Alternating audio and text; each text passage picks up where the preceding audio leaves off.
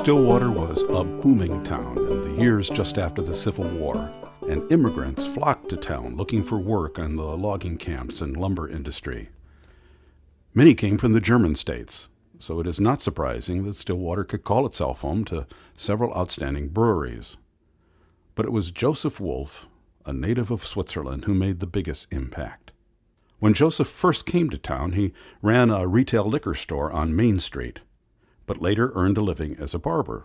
In the spring of 1868, his brother, Martin, decided to open a brewery near the steep stone cliffs on the south edge of downtown. But Martin wasn't the businessman his brother had become, and sold out to Joseph and other investors in 1871.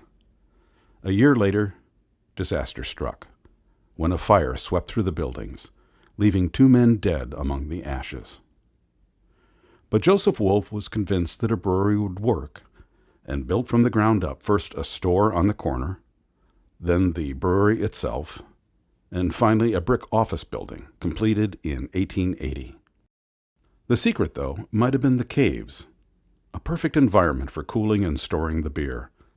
Some were natural, but most were carved out over nearly a decade of work, using dynamite, pickaxes, and hard labor. The combination of business know-how and a great location proved perfect, and by 1879, Joseph Wolf and Company was the largest brewery in the state outside of the Twin Cities. It was a tough business. One older competitor, the St. Croix Brewing Company, closed its doors in 1877. In addition to financial difficulties, the owner blamed a temperance campaign in the county, during which around 1,000 people took the pledge not to drink. The drop-off in business at the saloons was noticeable, but not for long. As Joseph grew older and his sons became more involved in the brewery, he decided to incorporate in 1896, with 3 sons and 2 sons-in-law joining him as business partners.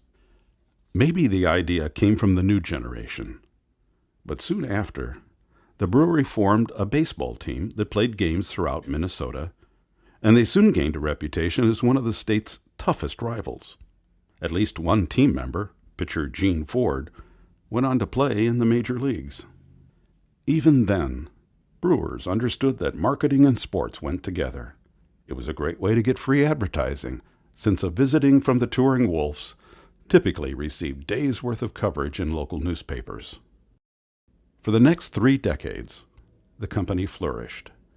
But with the advent of Prohibition in 1919, Wolf's production ceased, and the company converted operations to bottled water, soda, and sparkling water.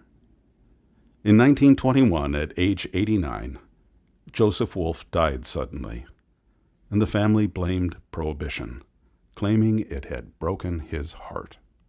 In 1925, the company closed its doors and began renting out the buildings. But that isn't the end of the story. In 1945, Tom Curtis, a local businessman, purchased the old buildings, and a car dealership soon moved in.